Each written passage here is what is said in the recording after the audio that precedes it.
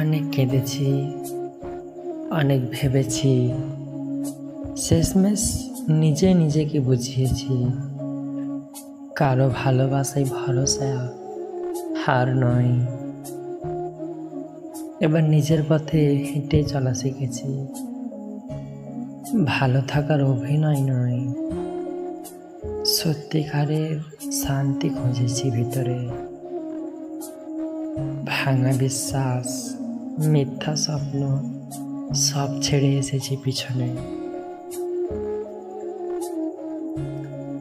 তারপর আর মেসেজ দিলাম না, একদম যোগাযোগ বন্ধ করে দিলাম। সেও আসেনি আর খোঁজ নিতে, হয়তোবা সে আর ভাবেইনি আমি তার লাইফে কেউ একজন ছিলাম।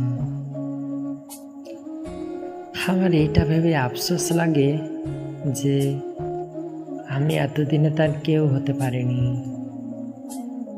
আমাদের পরবর্তী ভিডিও পাওয়ার জন্য আমাদের চ্যানেলটিকে সাবস্ক্রাইব করে পাশে থাকুন।